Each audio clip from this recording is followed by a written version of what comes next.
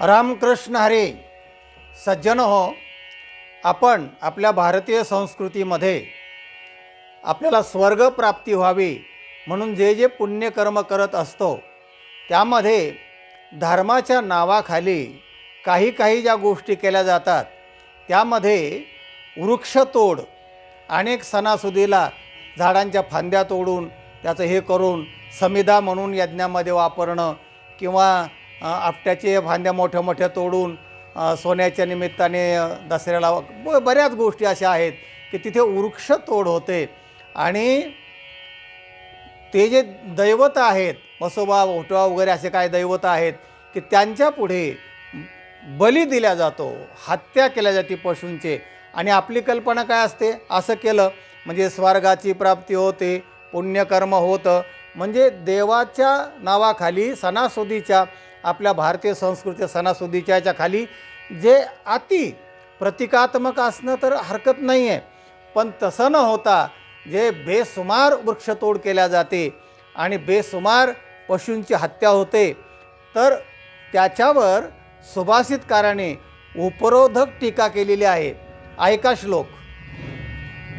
वृक्षान् छित्त्वा पशून् हत्वा कृत्वा रुधिरकर्दमम् यदि एवं गम्यते स्वर्गं नरकं केन गम्यते. सुभाषितकार उपरोधक टीका करतात, म्हणजे अशा लोकांसाठी झणझणीत डोळ्यात अंजन घालतात.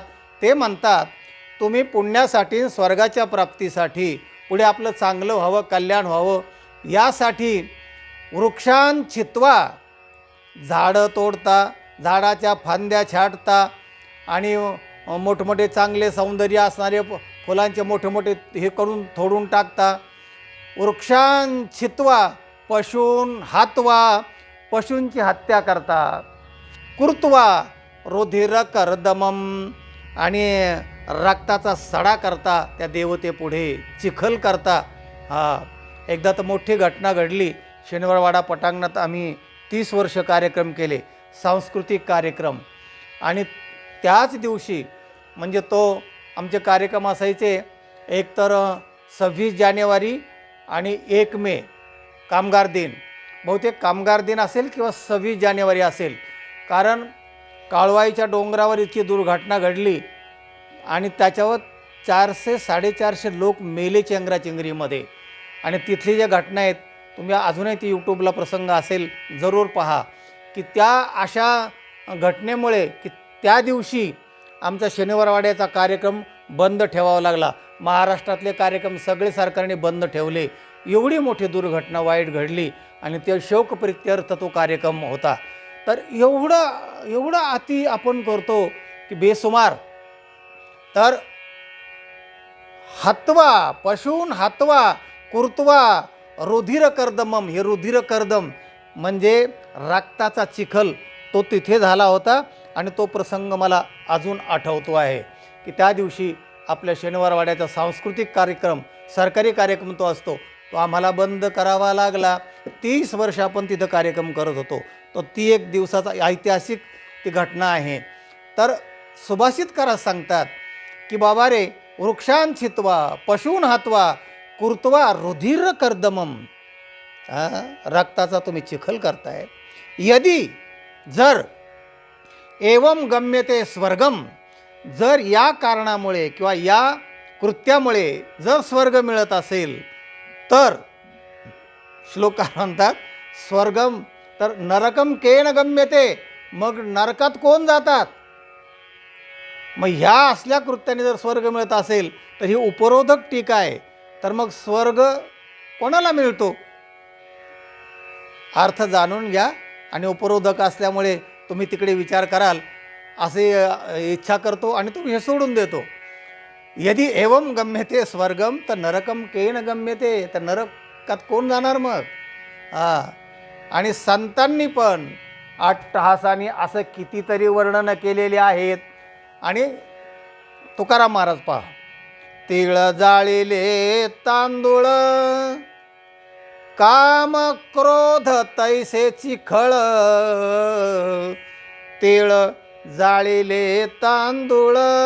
होम हवनामध्ये यज्ञामध्ये तीळ तांदूळ अनेक द्रव्य त्याच्यामध्ये आपण जाळतो, अनेक वनस्पत्याचा स्वाहा करतो.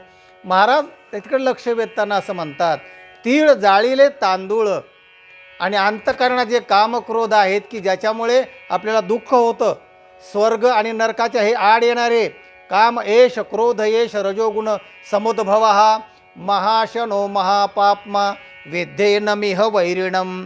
भगवद्गीता सांगते, भगवान म्हणतात काम क्रोध येत नाही, महाशत्रू आहेत. त्यांना काबूमध्ये ठेवण्याच्या ऐवजी आपण तीळ तांदूळ जाळतो आणि स्वर्गाची इच्छा करतो. तीळ जाळिले तांदूळ आणि कामक्रोध तैसेची खळ. हे दुर्जन जे कामक्रोध आहे तिकडे आपण लक्ष देत नाही. त्यांना जरा ताब्यात घ्या आणि मग तुम्हाला हे बाकी करण्याची काय गरज नाही असं संत सांगतात. ज्ञानेश्वर माऊली तर हरिपाठामध्ये स्पष्ट असं सांगते, योग याग विधी येणे नो हे सिद्धे, येणे नो हे सिद्धे. वायाचे उपाधी दंभ धर्म. हे दांभिकपणा, दंभपणा आणि धर्म हे वायाची आहे, निष्फल आहे, उपयोगाचं नाही आहे असं माऊलींचं म्हणणं आहे. वायाची उपाधी दंभ धर्म. आणि मग काय करा कलियुगामध्ये, सोपा मार्ग काय ते बी माऊली लगेच त्या द्रुपदामध्ये सांगतात. हरे मुखे म्हणा, हरे मुखे म्हणा, हरे मुखे म्हणा. पुण्याची गणना कोण करे. पुण्याच्यासाठी तुम्ही हे करताय ना, तर पुण्याची गणना करता येणार नाही असं सामर्थ्य हरिनामामध्ये आहे.